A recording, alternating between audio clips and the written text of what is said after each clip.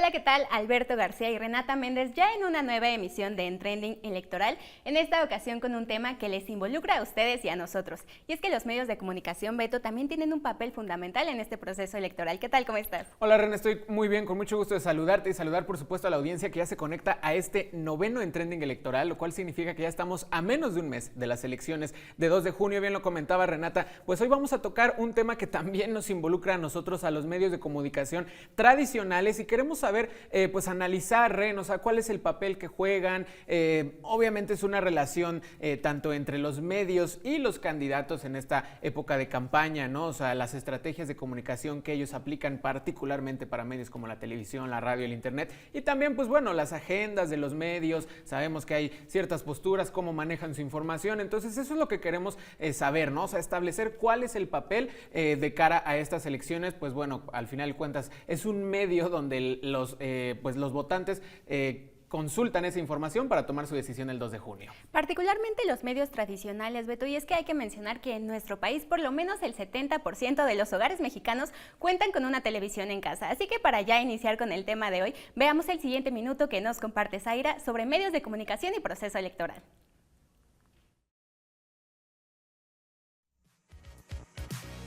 Los medios de comunicación juegan un papel fundamental en el proceso electoral, porque influyen en las preferencias del público.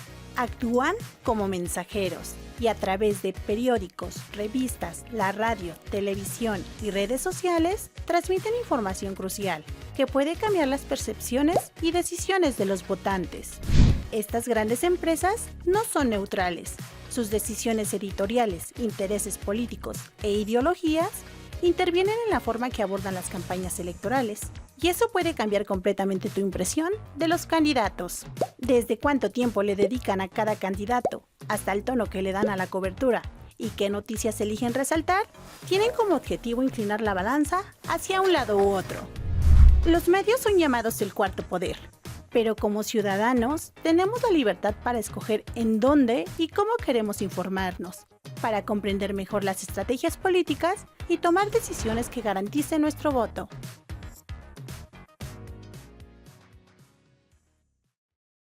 Y como ya lo comentábamos, queremos entender cómo es que primero los candidatos hacen uso de sus estrategias de campaña con los medios digitales como la televisión, como la radio, como el internet, y también entonces después entender cómo es que los medios pues buscan establecer sus agendas, hacen su difusión de información. Entonces para eso en nuestra entrevista de este En Trending nos acompaña la maestra Katia Hernández Zavala, maestra en comunicación con especialidad en comunicación política y docente de nuestra Facultad de Ciencias Políticas y Sociales. Katia, qué gusto que puedas estar con nosotros aquí en Trending para hablar de este tema que es muy interesante. Bienvenida. Muchas gracias por la invitación y espero poder aportarles algo. Claro que sí, Katia. Justo ya comentábamos al inicio del programa un poco de esta parte de cómo en un hogar mexicano podrán faltarnos muchas cosas, pero la televisión no es una de ellas, ¿no? Y menciono la televisión pues porque en general es el más importante. También en el transporte público escuchamos la radio, de pronto ves el periódico de quien va enfrente de ti en el metro. Entonces digamos que los medios tradicionales siguen muy presentes en nuestro día a día. En ese sentido pues te preguntaríamos qué relevancia tienen aún particularmente en los procesos políticos y de campaña que vemos hoy en día. Sí, bueno, pues según la última encuesta que elaboré el IFT sobre el consumo de contenidos audiovisuales, la televisión todavía ocupa el 75%, comparado con el 54% con el internet, ¿no? Entonces, como vemos, todavía hay una fuerte preponderancia de la televisión en los hogares y pues sobre todo en esta parte electoral, ¿no? Que se siguen consumiendo este tipo de contenidos.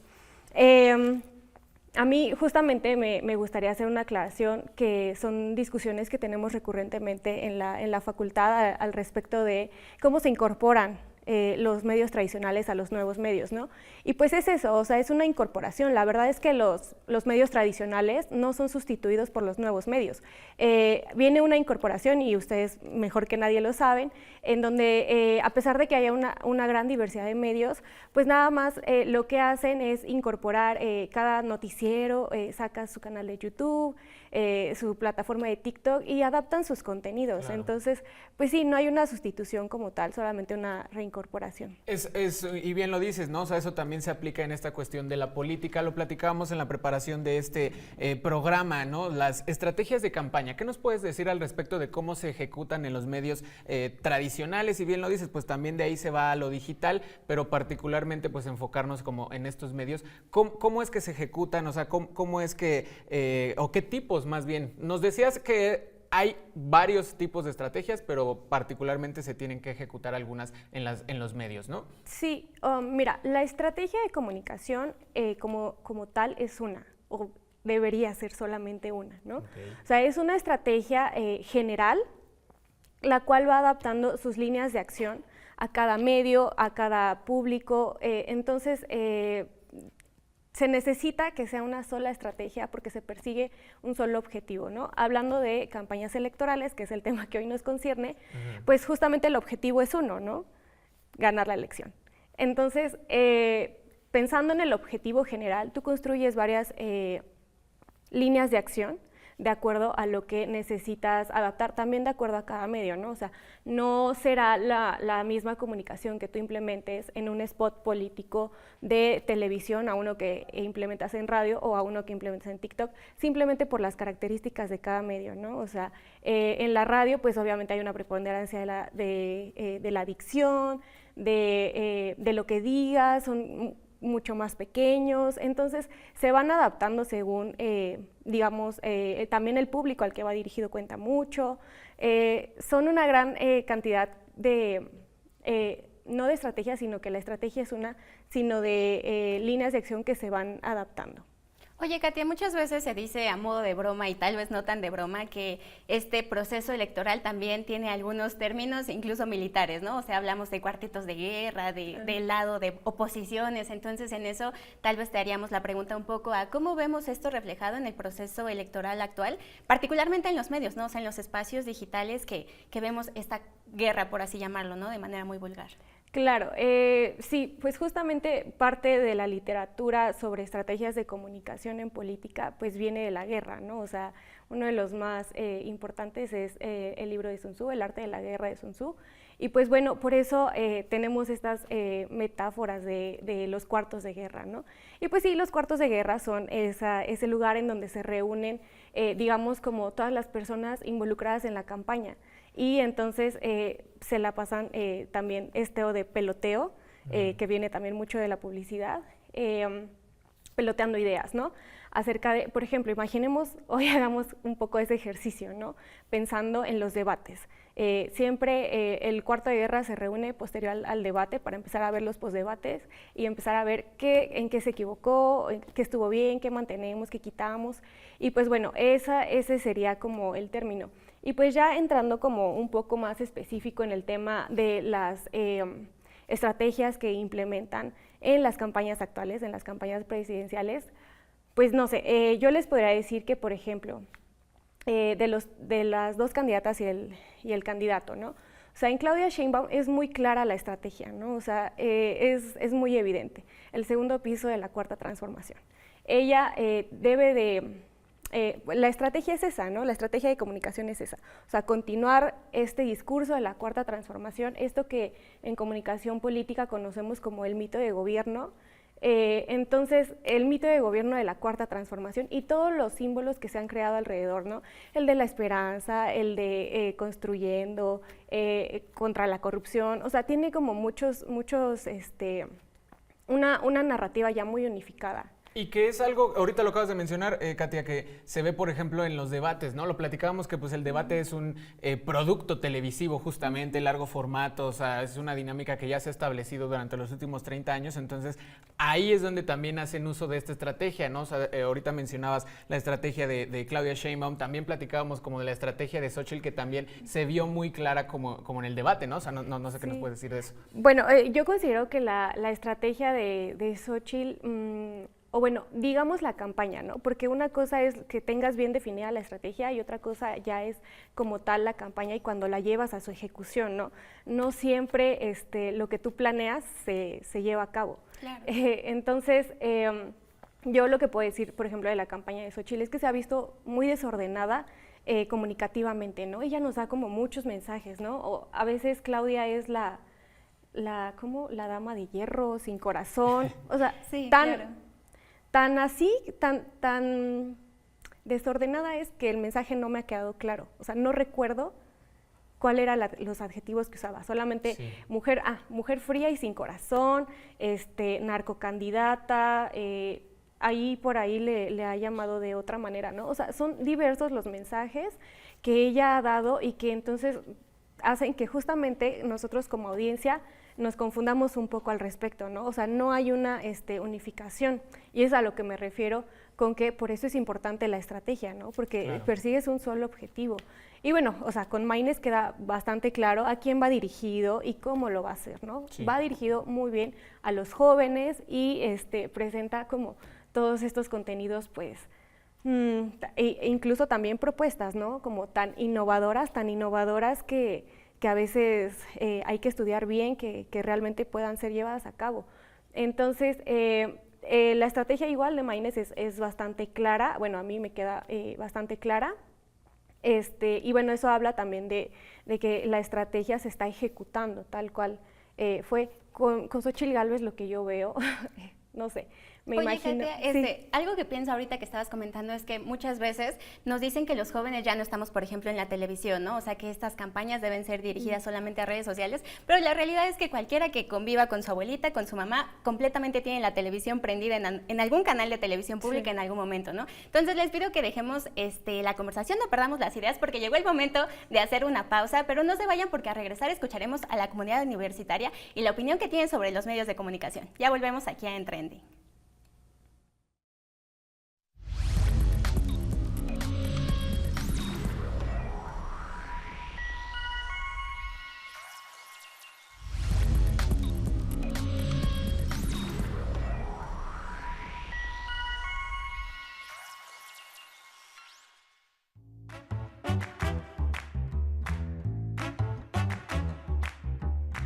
Sí. Sí. Sí, claro, o sea, diferentes medios apoyan diferentes partidos, ¿no? Sí, creo que sí, los medios de comunicación sí tienen ciertas posturas políticas. Claro, bueno, considero que es importante, de hecho, tomar en cuenta eso. Al final, cada medio está liderado por personas, es una organización al final de cuentas, entonces pues no hay que desviarse de eso. La verdad no recuerdo bien quiénes son los dueños, pero sí está claro que muchos dueños tienen intereses políticos o están relacionados con partidos políticos para defender los intereses de sus empresas.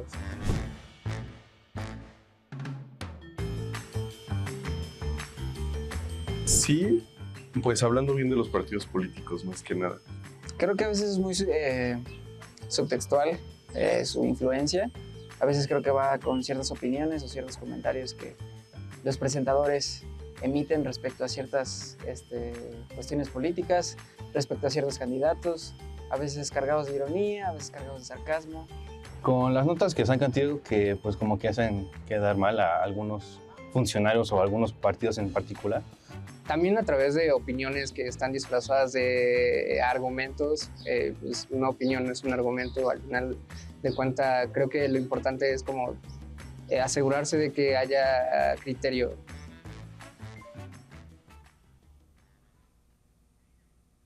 Ya estamos de regreso aquí después de escuchar justamente la opinión de los jóvenes de la comunidad universitaria. Ren, Katia, pues bueno, saben, ¿no?, que los medios juegan un papel en estas elecciones 2024, lo acabamos de escuchar, pero antes de entrar a detalle eso, justo también queríamos seguir retomando lo que nos estabas platicando, sí, Katia, en este sentido de, pues bueno, nos quedamos en este pequeño análisis de, por ejemplo, la campaña comunicativa de Jorge Maynes, y sobre todo sobre eso también pues queríamos que nos platicaras cómo atacar estas estrategias comunicativas o cómo ejecutar más bien en cuestiones pues de los diferentes votos, ¿no? El voto duro, el voto indeciso, el voto opositor, o sea, estos, pues vaya, las personas que al final de cuentas son los que tienen que convencer, o sea, ¿qué nos puedes decir al respecto de cómo también es esta ejecución para los distintos sectores que pues, se presentan a votar el 2 de junio?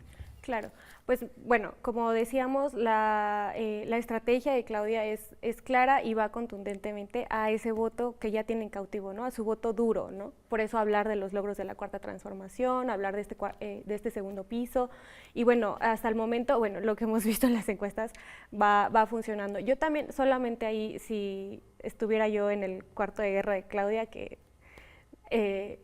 sí diría que no se olvide de este voto indeciso, ¿no? Claro. O sea, en 2006 pasó eso con Andrés Manuel López Obrador, o sea, él estaba muy seguro de lo que iba a ir, que hasta no fue a uno de los debates, ¿no? Entonces, nunca hay que dar por hecho, a pesar de tan alto que vayas en las encuestas, dar por hecho y dejar perdido a este voto indeciso, ¿no?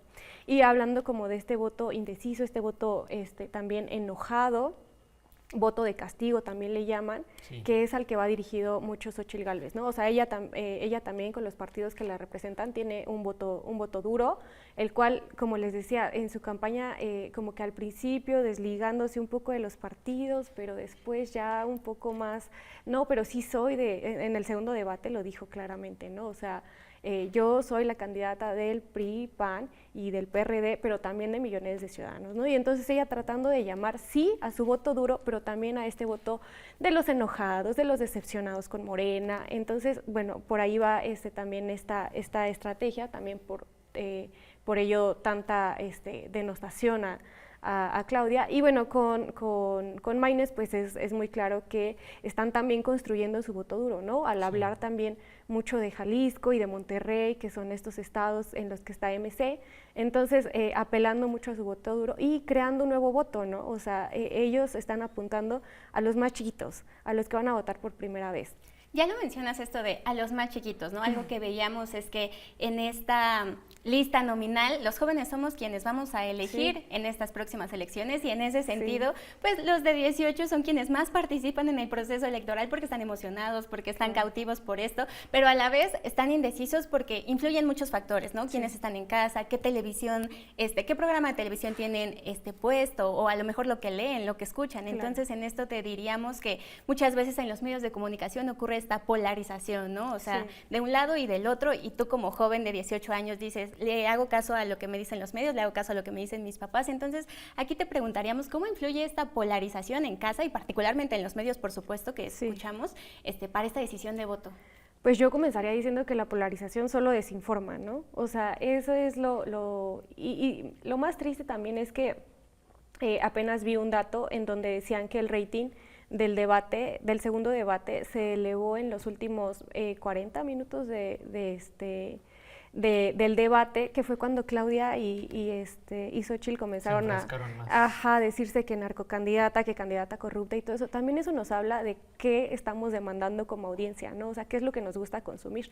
Y pues como decía Renata, justamente, o sea, los jóvenes de 18 a 30 años, a 29 creo, porque ya los de 30 ya no, pero son los que van a decidir esta elección, porque representan un poquito más del 30% de la lista nominal.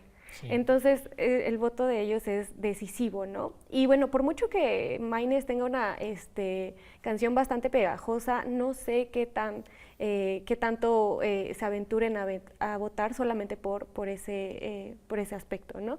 Y la polarización, pues en general solamente desinforma, y pues por eso hay que contrastar entre varios medios. Es en esa misma línea lo que planteaba Ren justamente, o sea, no solo la polarización, sino pues también las agendas, ¿no? O sea, sí, ¿cómo influyen también? ¿Qué nos puedes platicar rápidamente sobre esto, Katy, en ese sentido de, pues, cómo influye el que, pues sí, sabemos que hay algunos medios de comunicación que son antipartido gobierno, otros que son pro partido gobierno, y en todos los medios, ¿no? Televisión, sí, radio, internet. Entonces, ¿cómo influye también esta exposición a esta información en el sentido de la decisión del voto? Sí, claro, o sea, ya lo veíamos, creo que en alguna de las cápsulas, sobre los medios tienen una línea editorial, son empresas, sí, al final de cuentas, son empresas privadas con intereses particulares, ¿no? Y por eso tienen una línea editorial, que claramente también se trata, pero aquí hay que ser también como muy, muy específicos, o sea, más allá de que además también de que tienen una línea editorial, todos enmarcamos la información. Es decir, nosotros siempre, para entender algo, necesitamos como ponerlo en una cajita y encerrarlo tantito para comprenderlo, ¿no? Y Claro. dejamos de lado, en esa cajita metemos algunas cosas y dejamos de lado algunas otras cosas, ¿no? Y entonces así vamos desarrollando nuestro pensamiento, pero eso son cuestiones hasta incluso psicológicas que evidentemente se van aplicando a los medios de comunicación y a la política sobre todo, ¿no? Y entonces, o sea, el enmarcado no solamente lo usamos nosotros como audiencia, lo hacen los medios como empresas privadas o los medios de gobierno, o también lo hacen los propios candidatos, ¿no? O sea, lo podemos ver cómo ellos dicen cuál es el problema. Claro. Y cuál sería su solución, ¿no? Entonces, eso es enmarcado y pues bueno, así... Juegan un papel, ¿no? O sea, juegan, al final de cuentas, no es solo toda la influencia, Ren, o sea, juegan un papel los medios de comunicación en este proceso. Y es algo que hemos buscado revisar desde que iniciamos el programa, Katia. Beto, es por eso que ahora veremos un TikTok como una recomendación que les hacemos prácticamente cada semana sobre cómo influyen los medios de comunicación también en nuestra decisión de voto. Así que vamos a verlo.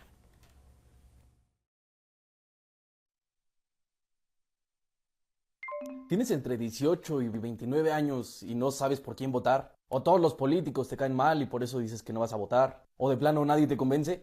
Pues no estás solo. A casi el 70% de los jóvenes en México les pasa exactamente lo mismo. Pero déjame explicarte en menos de un minuto por qué es importante que votes. Para el presente año, los jóvenes entre 18 y 29 años somos aproximadamente el 27% de todo el electorado, lo que nos convierte en el sector de la población con más electores. Pero curiosamente también somos los que menos salimos a votar. Entonces, aunque somos mayoría, la decisión final no recae en nosotros, sino que estamos dejando que los otros sectores de la población decidan sobre nosotros. Pero también luego nos estamos quejando que no nos gusta quién nos representa. También como nosotros ni siquiera salimos a votar, entonces los partidos políticos tampoco se van a fijar en nosotros. Salir a votar te cuesta un día, pero la decisión final nos va a afectar 6 años. Te invito a que leas las propuestas, te informes sobre los candidatos o candidatas, formules en tu cabeza quién te convence aunque sea un poquito más y salgas a votar estas próximas elecciones.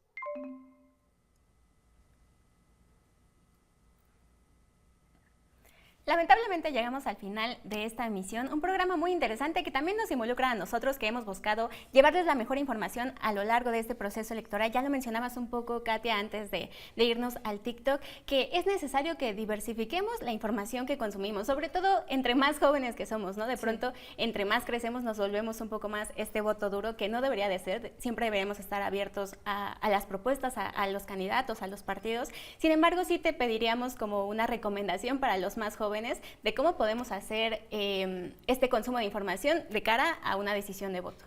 Sí, bueno, pues yo le diría a los jóvenes que justamente diversifiquen este medio, ¿no? O sea, no solamente un ejercicio que hacemos mucho en la clase es justamente tomar alguna nota o por ejemplo en el postdebate, ¿no? Retomar mesas de postdebate de diferentes medios que también ya sabemos que tienen ciertas líneas, ¿no? Y entonces a cierto número de alumnos les dejo ver en tal medio y así los van diversificando y entonces ya puedes empezar como justamente a encontrar esas líneas y pues a diferenciar. Claro. También hay muchos medios digitales y no digitales también que han hecho importantes ejercicios para comprobar información, ¿no? O sea, verificar datos, por ejemplo, se me ocurre el Sabueso, y que también lo presentan de una manera muy, muy dinámica en Instagram, en TikTok, o sea, hacen contenidos en donde verifican los datos que presentaron los candidatos en el debate, ¿no? Y contrastan la información contra la realidad, porque muchas veces los candidatos dan datos duros en el debate y no hay forma de verificarlo en ese momento, ¿no? Claro. O no te dicen la encuesta. Entonces, consumir también este tipo de medios, ¿no? En donde justamente se haga como este análisis más profundo. Este es contraste, lo que yo, ¿no? O sea, sí, es lo que yo recomendaría. Sobre todo con eso nos quedamos. Exactamente, sí. ¿no? Ese sería como el concepto central, contrastar la información tanto de medios como de los propios candidatos, de las fuentes oficiales. Katia Hernández, te agradecemos mucho que hayas podido estar con nosotros aquí en Muchas gracias por acompañar. Y nosotros les agradecemos que se hayan conectado a esta 9ª emisión de En Trending Electoral. Los esperamos, ya lo saben, el próximo miércoles a las 20:30 horas. También suscríbanse a nuestro canal de YouTube para que vean estas y las emisiones pasadas de En Trending Electoral y también el En Trending no electoral. Ren, un gusto como siempre, nos vemos la próxima semana. Hasta la próxima semana. Bye.